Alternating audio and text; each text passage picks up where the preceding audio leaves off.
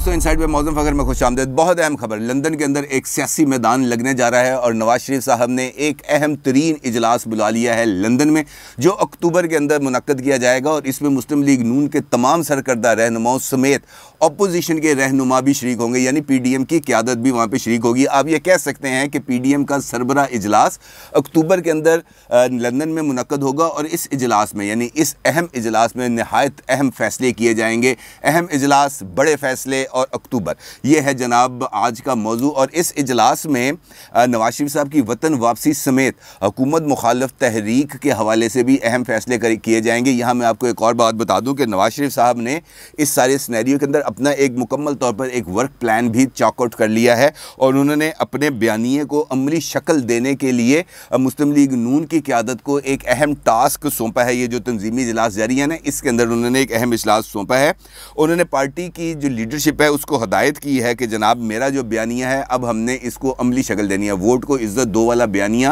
अपनी पूरी ताकत के साथ हम इंतखाबी मैदान में उस नारे के साथ इंतखाबी मैदान में ना सिर्फ उतरेंगे बल्कि अपने वोट की रखवाली भी करेंगे। और इस मकसद के लिए उन्होंने 35 साल से कम उम्र नौजवानों की एक फ़ोर्स भी बनाने का इशारा दिया है और उसके लिए उन्होंने पार्टी क़यादत को 1.5 माह का टाइम दिया है, यानी कि 1.5 माह के अंदर उन्होंने कहा है कि जनाब पार्टी के जो रहनुमा हैं वो इस लिस्ट अपने अपने जो कारकुनान हैं, जो मोटिवेटेड कारकुनान हैं, जो ज़रा दबंग किस्म के नौजवान हैं, उनके नाम दें ताकि उनकी ट्रेनिंग की जा सके। ट्रेनिंग इस वजह से की जा सके कि पोलिंग स्टेशन जो हमारे इंतखाबात के अंदर जो अहम मरहला होता है वो पोलिंग स्टेशन है और पोलिंग स्टेशन में चूँकि पोलिंग का अमल तो अपनी रफ्तार से चलता रहता है, लेकिन पोलिंग ख़त्म होने के बाद पोलिंग स्टेशन के अंदर जो कुछ होता है और उसके बाद पोलिंग स्टेशन से लेकर RO ऑफिस के दरमियान का जो सफ़र है जहाँ पर 22 प्रिजाइडिंग ऑफिसर डस्का की धुंध में गायब हो जाते हैं, लिहाजा उस सूरत हाल से बचने के लिए नवाज शरीफ साहब ने एक जो फोर्स है उसको तश्कील देने का फ़ैसला किया है। और ये जो लोग हैं, ये जो नौजवान हैं, ये इलेक्शन ड्यूटी देंगे, यानी उनको उनकी ज़िम्मेदारी होगी कि वो अपने वोट पर पहरा दें। और इसी हवाले से मुस्लिम लीग नून के तंजीमी इजलासों के अंदर नवाज शरीफ साहब ने ज़िम्मेदारी दे दी है। यहाँ पर मैं आपको एक और बात भी बताऊँ और वो भी बड़ी अहम ख़बर है कि 20 से ज़ायद हुकूमती इत्तेहाद के, यानी जो PTI है उसके अरकान, GDA के अरकान, MQM के अरकान और जो उनके अलाइज़ हैं गवर्नमेंट के, उन्होंने नवाज शरीफ साहब और उनके करीबी साथियों के साथ ना सिर्फ रब्ते कर लिए हैं बल्कि उनसे मुलाकात का वक्त भी मांग लिया है। और इसके लिए भी नवाज शरीफ साहब ने जो फ़ैसला करना है कि इन लोगों का हमने क्या करना है, इनको हमने वेलकम करना है या इनको भी साथ एसोसिएट करना है और इनको इलेक्शंस के अंदर हिस्सा देना है नहीं देना है, इस तमाम सूरत हाल पर भी अक्टूबर के इजलास के अंदर लंदन के अंदर गौर किया जाएगा। और लंदन में अब सियासी हलचल मचने जा रही है। एक मरतबा फिर लंदन प्लान का जिक्र आप सुनने जाएंगे मुस्तकबिल के अंदर, यानी सितंबर से अक्टूबर के दरमियान ये सारे मामलात अब आपको देखने होंगे। अब नवाज शरीफ साहब एक जानिब तो ये कर रहे हैं तंजीमी इजलास और आज भी उन्होंने तंजीमी इजलास से ख़िताब किया और आज इजलास था मुल्तान डिवीज़न के हवाले से और इस इजलास के अंदर भी नवाज शरीफ साहब ने बहुत अहम ख़िताब किया। ना सिर्फ ख़िताब किया बल्कि अहम तरीन इंकशाफात भी किए, यानी नवाज शरीफ साहब ने अब वो परतें खोलना शुरू कर दी हैं जिस हवाले से उन्होंने काफ़ी अर्सा खामोशी इख्तियार की। और इस इजलास के अंदर उन्होंने एक जनरल साहब का नाम भी लिया, जनरल हामिद साहब का, और उसमें नवाज शरीफ साहब का ये कहना, उनका क्लिप जो इस तकरीर के हवाले से है वो मेरे पास मौजूद है, लेकिन यूट्यूब के ऊपर चूँकि हम वो ऑडियो के साथ आपको नहीं चला सकते, स्ट्राइक आ जाती है, लिहाजा वो वीडियो क्लिप आप अपनी स्क्रीन पर देख तो सकते हैं लेकिन उसकी नरेशन मैं आपके सामने करूँगा। नवाज शरीफ साहब का ये कहना था कि ये कैसा मुल्क है, यहाँ पे क्या होता है कि एक जनरल हामिद जो पाकिस्तान का जो प्राइम मिनिस्टर है उसके ऑफिस यानी प्राइम मिनिस्टर हाउस में ना सिर्फ दाखिल होते हैं बल्कि दाखिल होते साथ ही तमाम टेलीफोन लाइंस को डिसकनेक्ट कर दिया जाता है और उसके बाद जो मुंतखब वज़ीर आज़म है, जो 22 करोड़ आवाम का मुंतखब वज़ीर आज़म है, उसको हिरासत में ले लिया जाता है और हिरासत में लेने के बाद 1 महीने तक पता ही नहीं चलता किसी को कि वो वज़ीर आज़म इस वक्त कहाँ है। और 1 महीने के बाद अचानक उसको लंडी के अंदर से नमूदार कर दिया जाता है कराची में और उनको एक कोर्ट के अंदर पेश कर दिया जाता है। उनका ये कहना था नवाज शरीफ साहब का अपने ख़िताब के अंदर कि 3 मरतबा के मुंतखब वज़ीर आज़म को घर भेज दिया जाता है, वज़ीर आज़म को अकामे या भैंस चोरी के मुकदमात में घर भेजा जाता है, मुंतखब वज़ीर आज़म को फांसी दी जाती है। हमें सोचना चाहिए कि हम मिन हैसुल कौम कहाँ खड़े हैं। यहाँ पे हमारे दरमियान बहुत सारे लोग बैठे हैं जो आवाम के वोटों से मुंतखब होते हैं, लेकिन इन सब को भी 1 मिनट के अंदर फारिग कर दिया जाता है। हमारे मुल्क में आइन की पासदारी है, ना पार्लियामेंट की कोई इज़्ज़त है। कोई इनसे पूछे आटा चीनी अद्वियात क्यों महंगी हैं। आवाम इन हुक्मरानों की जान को रो रहे हैं। हमने जितनी भी मोटरवेज़ बनाई IMF से कर्ज़ लेकर नहीं बनाई। इनकी हरकतों के बाद दुनिया हमारे मुल्क की इज़्ज़त क्यों करे। क्या ये लोग अपने बाप दादा की सतह का हिसाब दे सकते हैं। ये नवाज शरीफ साहब ने ये वाली बात जो की वो अपने उस एहतसाबी अमल के हवाले से बात की, जिसके अंदर उन्होंने अपने वालिद और उनके वालिद का जो मनी ट्रेल है उनसे जो मांगी गई थी, इस हवाले से उनका ये कहना था। नवाज शरीफ साहब का ये कहना था कि हम सब PDM के साथ मिलकर जद्दोजहद करेंगे। अगर मुल्क को शफाफ इलेक्शन मिलते तो तहरीक इंसाफ की शक्ल में कौम को अजाब ना भुगतना पड़ता। उनका ये कहना था डिलीवर भी हमने किया, मुकदमात भी हम पर बनाए गए। मेरे दौर में जो तोहफ़ा मिलता था उसका इंदराज होता था और जमा कराया जाता था। जब उनसे यानी इनसे तोहफ़ों के बारे में पूछा जाता है तो ये कहते हैं मुल्की वक़ार के ख़िलाफ़ साजिश है, और फिर मुकदमात भी हम पर बनाए जाते हैं। नवाज शरीफ साहब ने ये जो तकरीर की है जिसका मैंने आपसे जिक्र किया, मुल्तान का जो आज उनका तंजीमी इजलास था, उसके अंदर कुछ चीज़ें उन्होंने अनफोल्ड भी की और उसके अंदर उन्होंने बताया कि किस तरीके से पाकिस्तान के अंदर मुंतखब वज़राए आज़म के साथ सलूक किया जाता है, किस तरीके से उनको पाबंद सलासिल किया जाता है, किस तरीके के साथ उनको घर भेजने के लिए तैयारी की जाती है, और घर भेजने के बाद भी ये पता नहीं चलता कि हमारे मुल्क के अंदर इस वक्त हुक्मरानी कौन है। अब एक जानिब नवाज शरीफ साहब ने और यानी मुस्लिम लीग नून ने मुकम्मल तौर पर सियासी तौर पर मुतहरक होने का फ़ैसला भी कर लिया है, मैदान में भी आ गए हैं, हलचल मचाने के लिए भी तैयार हैं। दूसरी जानिब हुकूमत की भी तैयारियां इस हवाले से मुकम्मल हैं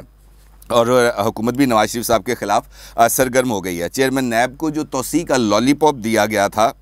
इसके जवाब में नैब की तरफ से आज एक इलामिया जारी हुआ जो इस वक्त आप अपनी स्क्रीन पर देख सकते हैं। लेकिन इस इलामिया का जो पहला ही जुमला है वो आपको बता देगा कि असल कहानी क्या है और किस तरीके से ये प्रेस के लिए जारी किया गया है। ये इलामिया जिस वक्त आप अपनी स्क्रीन पर देख रहे हैं उसके अंदर जो पहला जुमला है, कौमी एहतसाब ब्यूरो के चेयरमैन जस्टिस जावेद इकबाल की लाजवाल क़यादत में नैब ने ना सिर्फ मुतद्दद संगे मील अबूर किए बल्कि बदउनवान अनासर से रिकॉर्ड साज रिकवरियों का सिलसिला भी शुरू किया, जिसकी वाज़ेह मिसाल नैब की जानिब से गुज़िश्ता 4 साल के दौरान 538 अरब रुपए की रिकवरी है। और इसके साथ साथ जस्टिस जावेद इकबाल ने मनसब संभालने के बाद से ताहाल अब तक नैब ने जो करप्शन के मुकदमात हैं इनमें जो कलीदी पेशरफ्त का मुजाहरा किया और अब इनके साथ रिकवरियां की जाएंगी। यानी नैब की तरफ से अब ये कहा जा रहा है कि इवन फील्ड अपार्टमेंट्स के अंदर चूँकि जो अदालत ने नवाज शरीफ साहब को सज़ा दी थी उस सज़ा के साथ साथ उनको 1 अरब 85 करोड़ रुपए यानी 8 मिलियन पाउंड्स का जुर्माना भी किया गया था। अब नैब का ये कहना है, नैब ने अपने इलामिये में जिस बात का जिक्र किया उनका ये कहना है कि नैब ने अब इनकी वसूलियों का सिलसिला शुरू कर दिया गया है और नैब ने अदालती फ़ैसले पर अमल के लिए यानी ये जो 3 साल पहले का जो फ़ैसला है नैब ने इस पर अमल दरामद के लिए मुतल्लिका DCs को यानी डिप्टी कमिश्नर्स को ख़त भी लिख दिए हैं, मरासले जारी कर दिए हैं और इन मरासलों में कहा गया है कि नवाज शरीफ की जायदादें फौरी तौर पर फ़रोख्त की जाएँ और DCs को नवाज शरीफ की काबिल फ़रोख्त जायदादों से भी आगाह कर दिया गया है। इन जायदादों में 940 कनाल अराज़ी मौज़ा मानिक, 299 कनाल अराज़ी मौज़ा बुद्दू, 130 कनाल अराज़ी मौज़ा मल में औत, 312 कनाल मौज़ा सुल्तान में है और इसके अलावा 14 कनाल ज़रई अराज़ी है शेखुपुरा में, अपर माल लाहौर में रहायशी बंगला है 135। इस किस्म की उन्होंने जायदादें बताई हैं और इसके साथ साथ उन्होंने कहा है कि अगर ये उनकी जायदादें फ़रोख्त करने के बाद भी अगर इतने पैसे हासिल नहीं होते तो उसके बाद फिर नैब की तरफ से उनकी मज़ीद जायदादों को तलाश किया जाएगा और उनको भी फ़रोख्त के लिए पेश किया जाएगा। यहाँ पर इसी इलामिये के अंदर इन्होंने एक और बात की है और जिसके अंदर उनका ये कहना है, क्योंकि नवाज शरीफ साहब की एक अपील है जो इस्लामाबाद हाई कोर्ट में ज़ेर समाअत थी और नवाज शरीफ साहब चूँकि वहाँ पे पेश नहीं हो सके थे, बैरून मुल्क है, तो इसकी बिना पर उनकी वो उस दरख्वास्त को ख़ारिज कर दिया गया था। लेकिन ये कहा गया था उस हुक्म के अंदर कि जब नवाज शरीफ साहब वापस आएंगे तो उनका जो राइट ऑफ अपील है वो एक्सरसाइज कर सकते हैं, अलबत्ता उनको अदम पेशी पर जो है इश्तिहारी करार दिया गया था। अब नैब के इस इलामिये के मुताबिक जो उन्होंने कहा है। यहाँ पे उन्होंने हाई कोर्ट के इख्तियारात को भी इस्तेमाल कर लिया। उनका ये कहना है कि रवां साल जून में नवाज शरीफ साहब की दायर करदा अपील को रद्द कर दिया गया, जबकि सुप्रीम कोर्ट में ना जाने की वजह से मज़कूरा सज़ा फ़ाइनल हो गई है। हाई कोर्ट ने जो कहा वो मैंने आपको बताया, और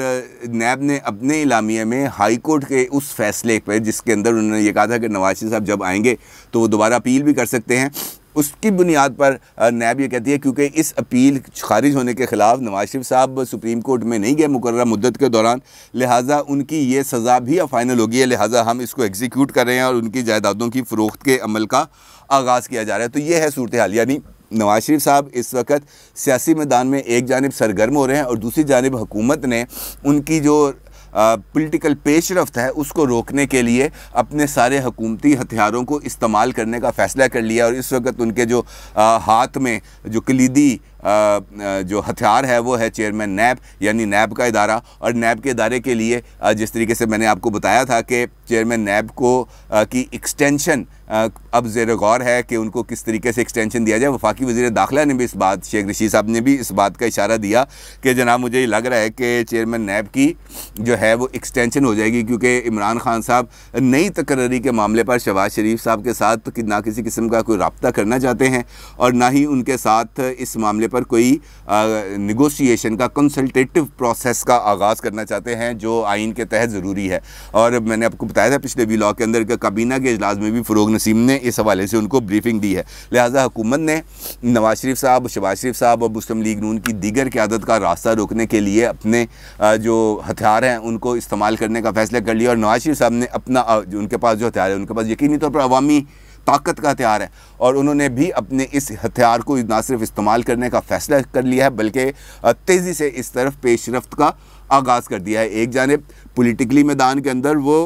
हुकूमत को टफ़ टाइम देने के लिए तैयार हैं, और इसके साथ साथ वो उन किरदारों को भी बेनकाब करने के लिए भी